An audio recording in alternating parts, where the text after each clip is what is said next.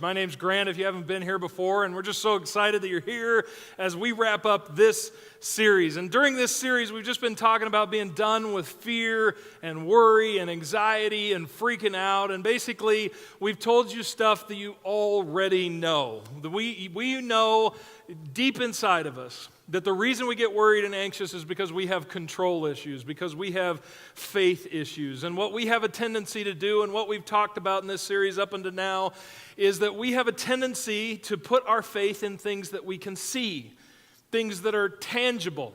And because we can see them and they're tangible, they're also finite, not infinite. So just one example, we put our hope in the economy.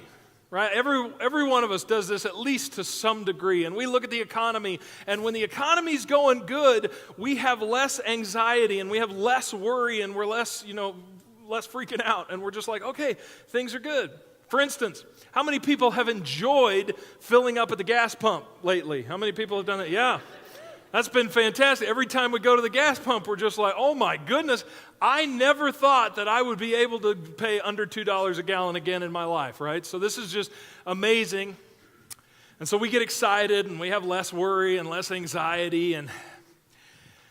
And then we turn on the news and find out that actually because they're flooding the market with all this oil, this is actually really bad for our economy. And actually, if you work at Maranatha, you might have gotten the news that there's a chance there's going to be layoffs. And actually we look at it and we go, oh no, maybe this is bad. Maybe this is bad. And so all of a sudden we sink again. We're like, oh no, it's bad for our economy. And we're like, how are we supposed to feel? And we get our hope and we get our trust and we get everything worked into and focused on something like our economy that's tangible and infinite. And because of that, if the economy's good, we're good. If the economy's bad, we're bad. And we're up and down and we follow this roller coaster, and it has everything to do with our circumstances. Or maybe it's like a relationship. And you thought that person you were going to marry was going to fulfill some of the deepest desires in your life, and they were going to make you whole and complete, and they gave you like 4% of what you were looking for, right?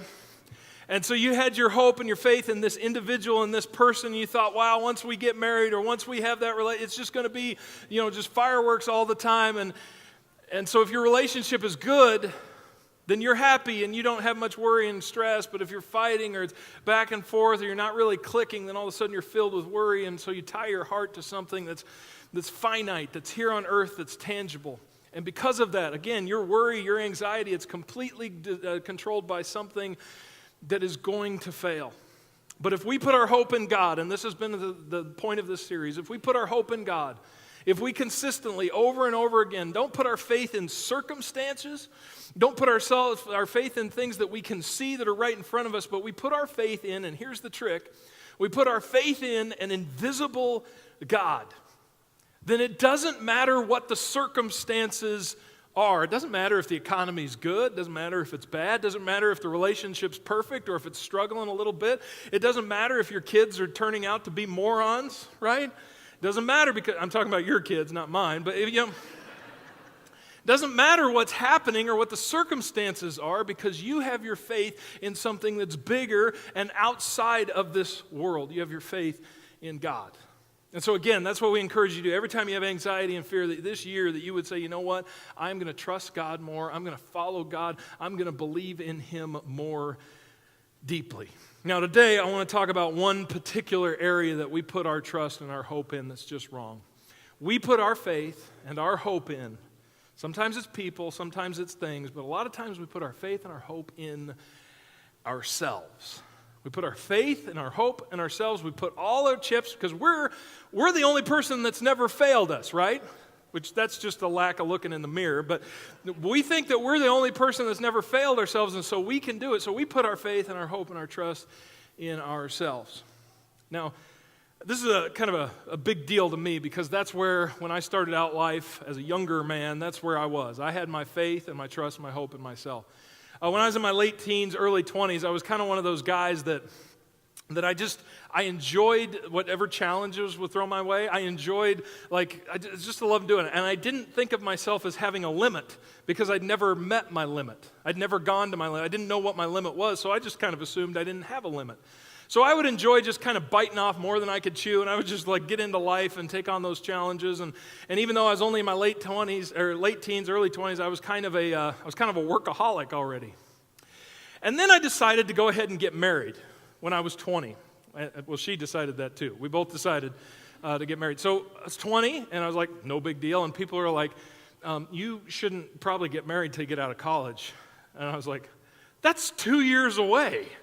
And I know there's this one verse in the Bible, it's in 1 Corinthians 7, it says, if a man burns with lust towards the woman, towards a virgin, he should marry her immediately. And I was like, we ain't waiting no 2 years. So we dated for about 6 months, got engaged, then we got married 6 months later. I highly recommend it. So anyway, just get it, a long engagement, just kind of a tangent here, a long engagement or whatever, it's not going to help, okay? Your relationship will not be any better. Anyway, long tangent. Anyway, so we went ahead and got married. I highly recommend it, and we got married. But then we got bored about 8 months in, and we were like, you know what? We need a critter. And so a lot of people go to the local pound or something and get a dog, and we got pregnant. That's what we did, intentionally. So with a year and a half of school left or whatever, we went ahead and got pregnant, having only been married for 8 months, and people, I don't know if I'd highly recommend that one or not, but anyway, so that put us into a position where my wife was couldn't work. She was at home with a new baby, and I didn't want her to work, so I was like, that's okay, because we can just like put that on my shoulders, and that'll be all right. So I was going to school full time. I was working nearly a full-time job in the afternoons, and then I was coming home at night, and I was doing homework like crazy. And then to make ends meet on the weekends, I had a weekend ministry. So I would go to this church, and I was just like the pastor during the weekends, and I would preach. And that used to cause a lot of anxiety in me because I was new to preaching. And it isn't like now where I just get up on the stage and don't even think about what I'm going to say and just, you know what I mean? Back then I used to think about what I was going to say, and it really stressed me out, right? So Wednesday and Thursday and Friday and Saturday, I would get more and more anxious. And I'm like, oh no, I got to get up and do that. And I'd prepare all day Saturday and get up on Sunday. And it was just crazy. And it was tense and it was anxious. But then there was that nail in the coffin. It was just that one step too far. Our baby that we had, Elijah, who's going to turn 16 in just a couple weeks. Hard to believe. Our baby was a crier. And I don't mean he cried when he needed his diaper changed and you changed him and he was fine, or he'd wake up crying. I mean, if he wasn't sleeping and he wasn't eating, he was crying, right? This all the time. Anybody have a baby like that? That's rough. That was something I did not see come. That stressed the marriage, that stressed me, so I would come home, and it was really tough. I remember one time I was feeding Elijah, and I had a bottle, and I stuck it in his mouth, and he finally quit crying. I was like, oh, thank goodness he quit crying. And I tell you, I'm not kidding, he popped that bottle out of his mouth, he looked over at me, and he went, ah! And then he went right back to eating, and I was like, did you just take a pause from eating to scream at me? Is that what just happened right now? Gave him a spanking, and no, I'm just kidding. So anyway, that was my life, and it was more, and it's a situation I've never been in before. Maybe you're in that situation now, or you have been, where the world was demanding more of me than I could deliver. It was demanding more of me than I could deliver, and I just couldn't, and it just got to the point where I was stressed out all the time, to the point where I was angry quite a bit. I was angry, and I want to be clear, I never was abusive verbally or physically, but I did put my fist through some walls, and I did run out of the house and slam the door and go for a walk, and when I would go on those walks, I'd be thinking about the sermon that I'm going to preach about God's love. Angry. It got to a point where, maybe some of you have been in that situation, where I didn't feel like I was always fully in control, and that was scary. I didn't feel like I was always fully in control. I was scared of who I was, and because I was scared of who I was, I didn't like who I was. Now, my situation changed because I finally graduated, and I went into full-time ministry, and I went to this church. My situation changed, which means my schedule changed, which means my life got a little bit better, but I didn't change. And because of that, I ended up eventually in the same boat. So I got into ministry and started working like crazy, and it was a small church. 50 people. It was like a church plant. Just a small church, and I'm full-time, and I'm working like crazy, which is stupid because a church that small, like what am I doing, right? Like if I visited everybody in the church, that'd only be like a 20-hour-a-week job, right? But I'm working, I'm finding things to do. I'm printing bulletins. We moved to another location and we had to do some building, so I learned how to sheetrock and mud, and it looked terrible. And I mean, I was working like crazy, and I just found more, and I didn't have a day off. And I would work, and I would work, and I'd work, and I found myself in that same situation where there's so much stress and anxiety about stuff that I had created. And I came across a principle, one of the oldest principles in the Bible. I just kind of came across one day, and this is a very personal thing. Like a lot of times I get up here and teach things, but this is a very personal thing because I came across this principle, and it changed my life, it changed my personality, it changed everything about who I was for the better. So I want to share that principle with you today. It comes from the book of Exodus. This is the very first mention that we have of this principle. In the book of Exodus, God has freed his people from Egypt. Okay, so he's gone in, and just imagine this. They have been slaves for 400 years. God comes in and he completely frees them, takes them out, crosses through the Red Sea. They go out into the desert, and so now they're in the desert. And they have nothing, there's no slavery, and they're just out there, and they're like their whole life has completely changed. Now, what are they going to eat out there in the desert? They're not going to live off field mice or cactus, right? And so God sends them this awesome miracle, this gift. He gives them manna. So they would wake up in the morning, hundreds of thousands of them. They would wake up, and there would be this kind of like bread on the ground that would fall like dew. And they had to go out, and they would spend their day gathering all of this bread, and they would take it home, and I guess they would cook it, and they would eat it, and they said it tasted kind of like coriander seed and honey, right? So I don't know. I always envision a sopapilla. That's what I think. I don't know if that's what it was, but anyway, they had this bread, and they would eat it, and they would take it home, and they would cook it, and God was providing them for every day. And in this moment, God introduces this principle. Exodus chapter 16. Verse 21, each morning, everyone gathered this manna. Everyone gathered as much as they needed. And when the sun grew hot, it melted away. On the sixth day, they gathered twice as much, 2 omers for each person.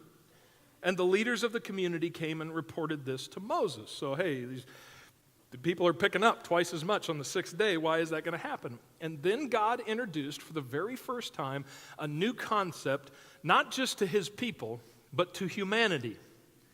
Next verse, he said to them, this is what the Lord commanded.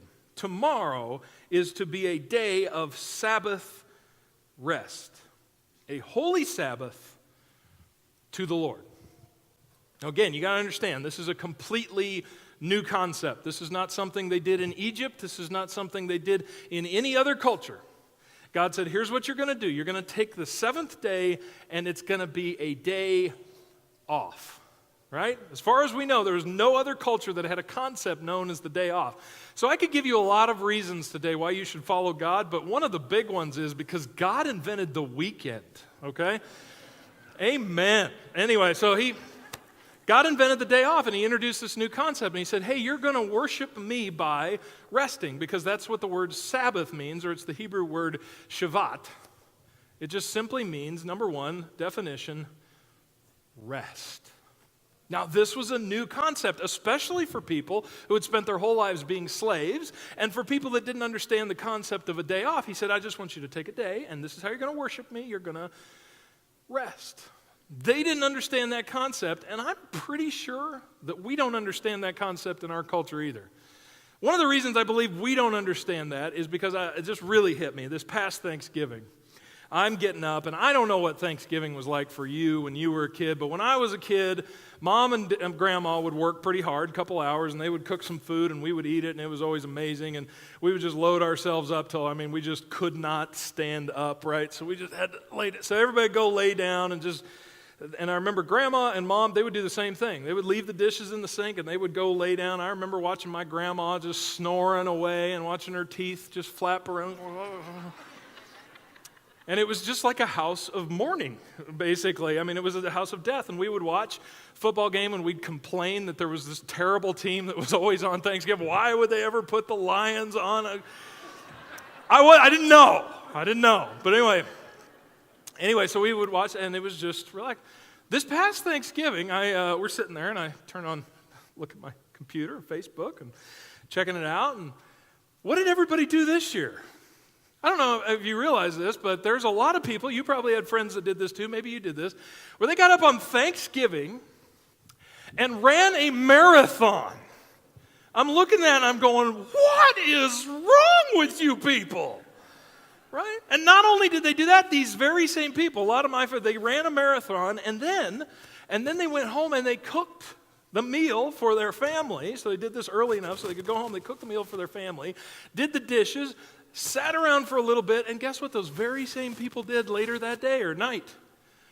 Shopping. So they got up on a day how hard is it to just be slothful for one day, right? It's just, I should teach a class on it, really, but they just got on their work, and I thought, man, something is broken, something is wrong, because we don't know how to relax. We don't know how to take a day off. And so God comes along to the same people, and he says, hey, here's what I need you to do. I need you to rest. Now, there's actually another definition for this word that kind of is interchangeable, and I think it's important that we hear that too, because when we talk about taking a day off, we're like, oh yeah, we took a day off. We got up and we went to a basketball tournament and cleaned out the gutters and made a nice chocolate cake and did some laundry and we just rested. That's not what it means to rest, okay? Resting means to cease. So the other word for Shavat is cease. So God's like, rest. We don't get it. Stop. Quit doing things. Like, what does that even mean? And God's like, no, really, this is important. This is something holy. You are worshiping me by ceasing. The passage continues. He says, new concept. So bake what you want to bake and boil what you want to boil and save whatever is left and keep it until morning. In other words, hey, the day off, you're going to have to prepare for it. You're going to have to eat, so prepare for this day off. So they saved it until morning, as Moses commanded, and it did not stink or get maggots in it. Eat it today, which was a miracle in of itself, because all the rest of the days, if they tried to keep it, it would get maggoty. So it didn't do that on this day, because today is a Sabbath to the Lord, a Shavat, a rest, a cease. You will not find any of it on the ground today. 6 days you were to gather it, but on the seventh day, the Sabbath, there will not be any. And then this next line is just so much like our culture. Nevertheless, right? God's like, here's what I want you to do. I just want you to do nothing. Nevertheless, it says, some of the people went out on the seventh day to gather it, but they found none. Then the Lord said to Moses, how long will you refuse to keep my commands and my instructions? Bear in mind that the Lord has given you the Sabbath, and that is why on the sixth day he gives you bread for 2 days. Everyone is to stay where they are on the seventh day. No one is to go out.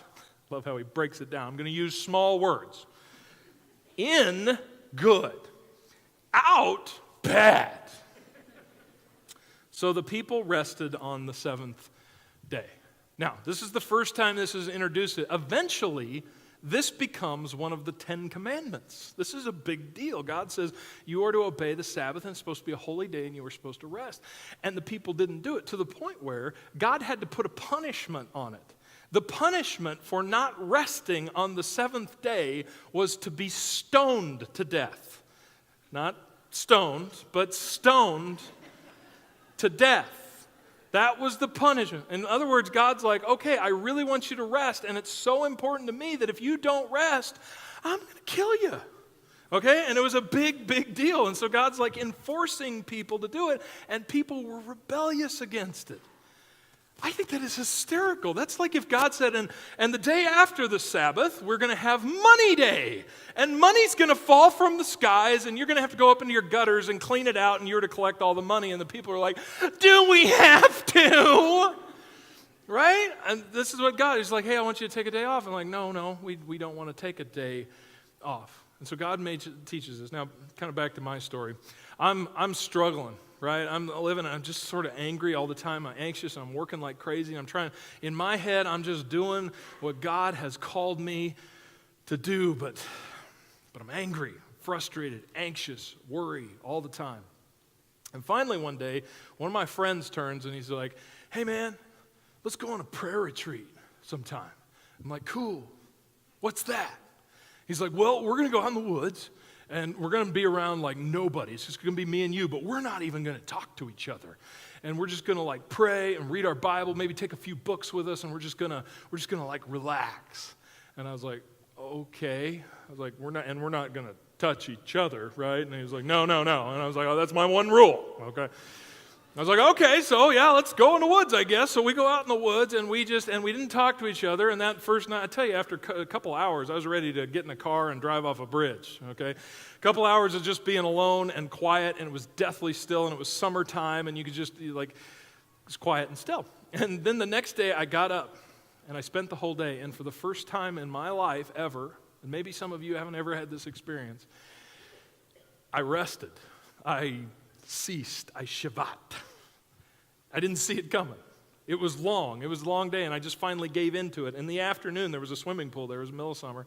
Swimming pool, I just jumped in the pool, and I just floated. And I float really well. And I was just floating, and I remember I had like kind of a sunburn that went around the part of my face that was sticking out of the water, and I floated for a couple of hours and just relaxed, right? Well, my wife is home with the crying baby. And then I got out of the pool, and I didn't know what else to do, so I sat down in a chair at 4 o'clock in the afternoon, and I watched the sunset from 4 o'clock in the afternoon until 9:30 at night. I went from bright in the sky, and I just sat and I watched that whole thing till there was nothing but stars out, and for the first time in my life, I just kind of gave in to this rest and this relaxation, and the voice of God began to speak to me and convict me in ways I hadn't even realized. And I had a couple of revelations. I realized that I had control issues, that I was driving my life in a direction, and I wasn't really listening to where God wanted to take my life. I was just driving like a madman. I realized during this time that I had a lot of insecurity issues. I realized that I had a lot of issues that were keeping me from really understanding and knowing God. And so I changed that day. I went home and I told my wife, I was like, hey, we're going to do this thing. We're going to take a day off once a week. She looked at me like, is this a new concept? I'm like, no, but we're like really going to do it.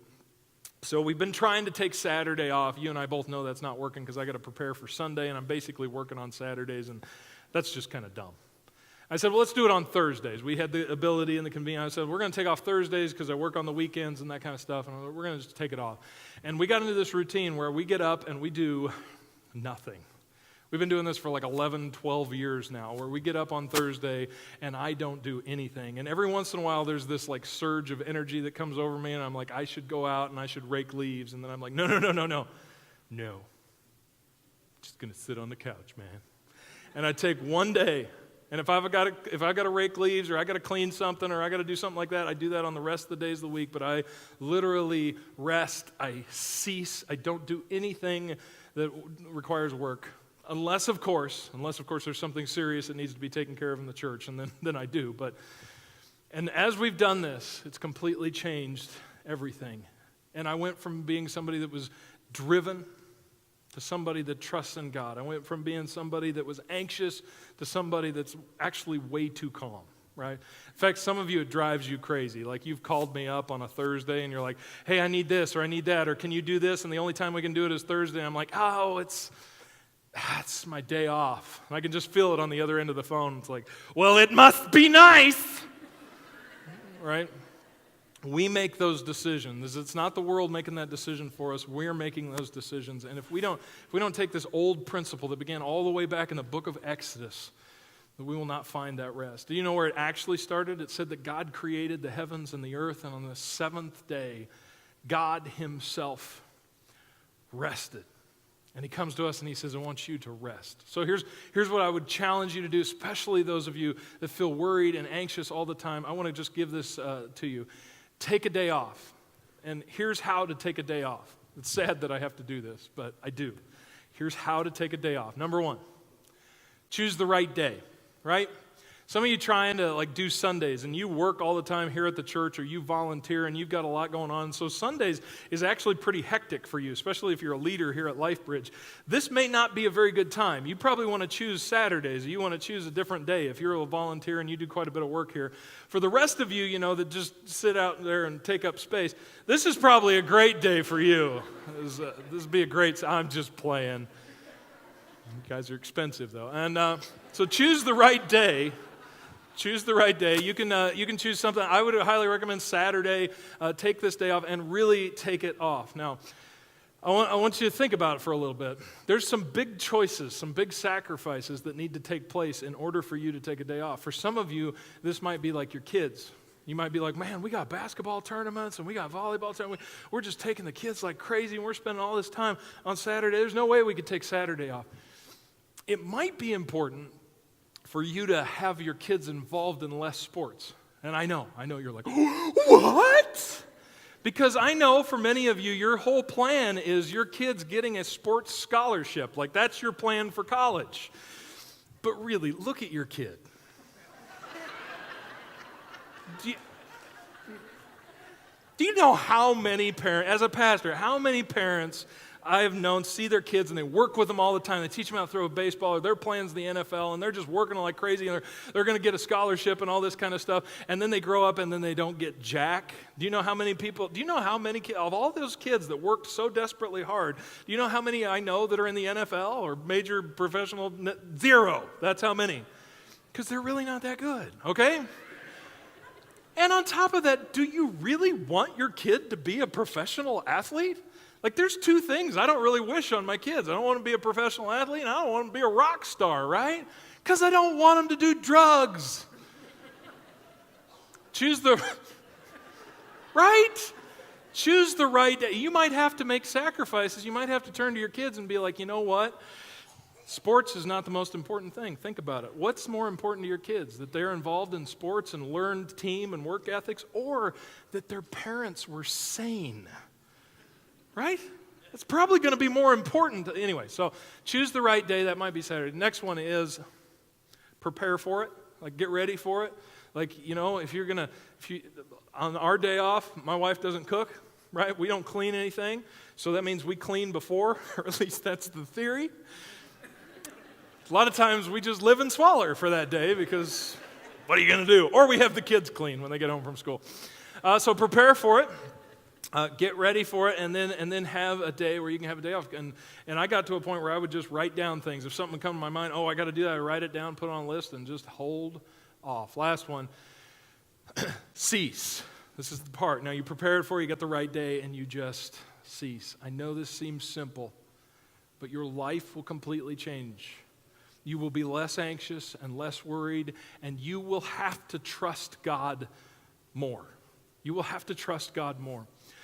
We growing up on a farm, there was a neighbor down the road who he did not work on Sundays. I never understood why. And I only understood later after I got in that this was his Sabbath. He believed that he was keeping the Sabbath day by not working on Sundays, even though the Sabbath is really on Saturday. So anyway, he was working on that. And so he would keep this, and I would turn to my dad and I'd be like, what's wrong with him? Like, it's harvest time, and there's a frost coming, or it's harvest time, and there's going to be rain tomorrow. If he's not out in the field like we are, then he's going to have problems. And he'd say he just believes it's a day that he shouldn't work. And so he would trust God, even though sometimes he would watch the rain come down on his crops that he could have harvested. He would trust God. To take a day off in your life requires that you trust God. And here's what you're going to find if you take a day off. Here's what you're going to find. Here's the big epiphany. That you're not nearly as important as you think you are. And that people don't need you as much as you want people to need you. And really, your life is not that big a deal. And that you can trust God, that God does. God wants you involved. He wants you doing things. He wants you working. But you can give one whole day and you can trust in Him. And if you do this, you will find yourself developing this pattern. Psalm 46, it simply says this, verse 1, God is our refuge and strength and ever-present help in trouble. If you Sabbath on a regular basis, whatever day of the week that is, and you just you find yourself resting and trusting God with that day and trusting God with your life, and don't misunderstand me. This is not like, some people think this has to be like a super holy day, like, okay, we're going to get up and it's a holy day, we're going to wear our holy underwear, and we're going to eat unleavened bread, and we're going to bitter spices and herbs. No, and we're going to do this big biblical study. No, it's not like that at all. It's just, I'm giving this day, and I'm resting, and I'm trusting in God. And then later on in Psalm 46, it simply says this: be still and know that I am God. I would wager that a big chunk of the people in this room have never really rested. Maybe you've had a day off. Maybe you've stopped from doing your work, but you've never really rested. You've never just been still and acknowledged that He is God. And He is in control. If you have one day a week, if you will pull back from your life, if you will simplify, you will change everything about who you are, and it'll change your priorities. Let me pray for you.